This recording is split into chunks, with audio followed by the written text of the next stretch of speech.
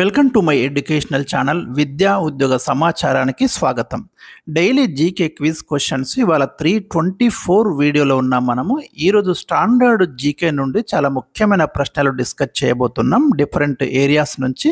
మరి ఇలాంటి daily updates, current affairs, standard GK కోసం ఛానల్ని సబ్స్క్రైబ్ చేయండి, వీడియోను లైక్ చేయండి.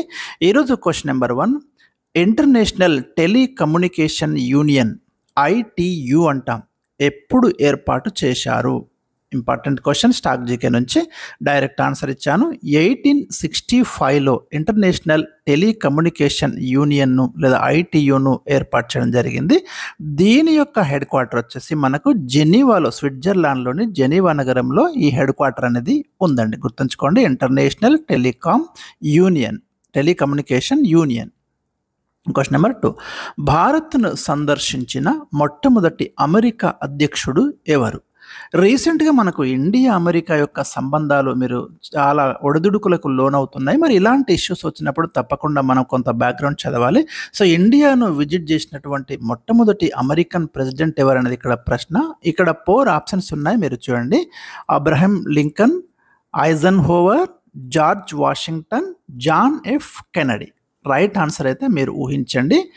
భారతదేశాన్ని సందర్శించిన మొట్టమొదటి అమెరికా అధ్యక్షుడు, US ప్రెసిడెంట్ ఎవరు?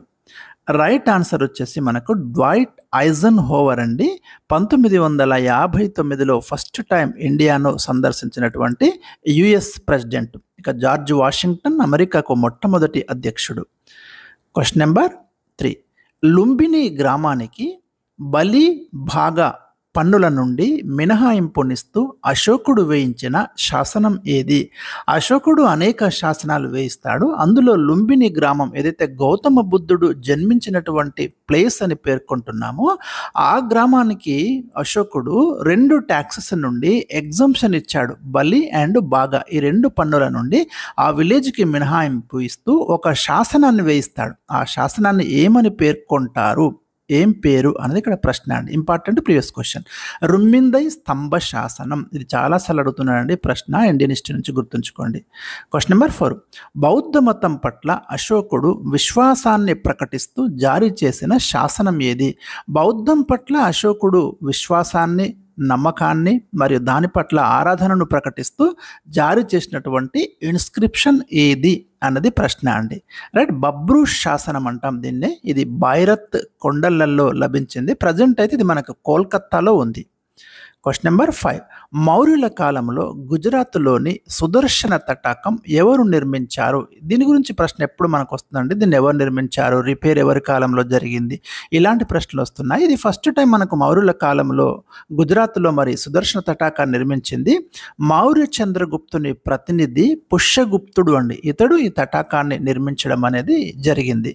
ఇక రుద్రదమనుడి జునాగఢ్ శాసనం ఈ విషయాన్ని మనకు వివరిస్తుంది. ఇది కూడా గుర్తుంచుకోండి. రుద్రదమనుడి జునాగఢ్ శాసనం కూడా చాలా ఇంపార్టెంట్ ఇన్స్క్రిప్షన్, సంస్కృత్లో ఉంది.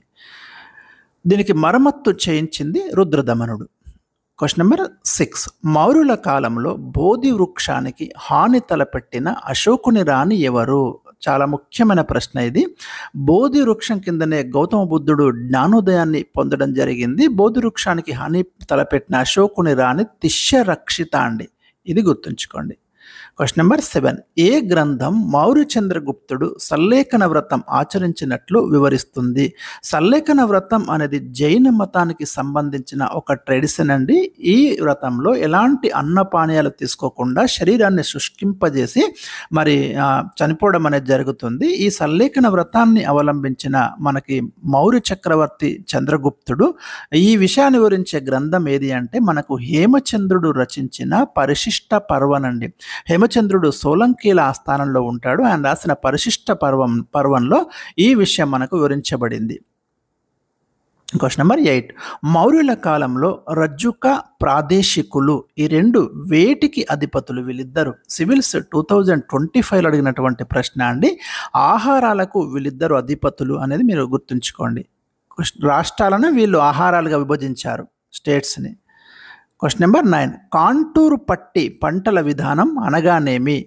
నేల క్రమక్షయానికి గురి కాకుండా నేల వాలుకు అడ్డంగా కట్టలను ఏర్పాటు చేసి జరిపేటటువంటి వ్యవసాయ విధానాన్ని ఏమంటున్నారంటే కాంటూరు పట్టి పంటల విధానం అంటున్నారు. అంటే ఇక్కడ సాయిల్కి అడ్డంగా మనము ఇలాంటి కట్టలు ఏర్పాటు చేసి నేల కోతకు గురి కాదు, తద్వారా చేసే వ్యవసాయాన్ని కాంటూరు పట్టి పంటల విధానం అని పేర్కొంటున్నారు. క్వశ్చన్ నెంబర్ 10, IMF కరెన్సీని ఏమని పేర్కొంటారు? IMF యొక్క కరెన్సీని SDR అంటారండి. SDR అంటే స్పెషల్ డ్రాయింగ్ రైట్స్ అనేది ఒక ప్రత్యేకమైనటువంటి కరెన్సీ. ఇక ఇంటర్నేషనల్ మానిటరీ ఫండ్ అనేది దీని యొక్క ఫుల్ ఫాము. ఇది మనకు వాషింగ్టన్లో ఉంది. అంతర్జాతీయంగా మీకు ద్రవ్య స్థిరత్వాన్ని మెయింటైన్ చేయడం అనేది IMF యొక్క పని అండి. ముఖ్యంగా ద్రవ్యత్వ ఇష్యూస్ను పరిష్కరించడం. అది SDRలను జారీ చేసి ఆయా దేశాలను మరి ఆదుకుంటుంది ఏదైనా ఫైనాన్షియల్ ఇష్యూస్ వచ్చినప్పుడు. 1969లో ఈ SDR ఇంట్రడ్యూస్ చేయడం జరిగింది IMF. ప్రపంచంలో ద్రవ్యత్వ సమస్యను నివారించడమే IMF యొక్క ముఖ్య విధి అండి. మనకు బ్రెట్టాన్ వుడ్స్ రిజల్యూషన్ ద్వారా ఈ IMF అండ్ IBRD అంటే international bank for reconstruction and development, దీన్నే వరల్డ్ బ్యాంక్ అంట, ఓవైపు IMF, ఈ రెండింటిని కూడా బ్రిటాన్ వుడ్స్ కవలలు అంటారు. ఎందుకంటే ఆ రిజల్యూషన్ ఫలితంగానే ఈ రెండు ఏర్పడ్డాయి మనకి. సో ఇవి నేను ఈరోజు మీకు ఇచ్చినటువంటి ముఖ్యమైన స్టాక్ జీకే క్వశ్చన్స్.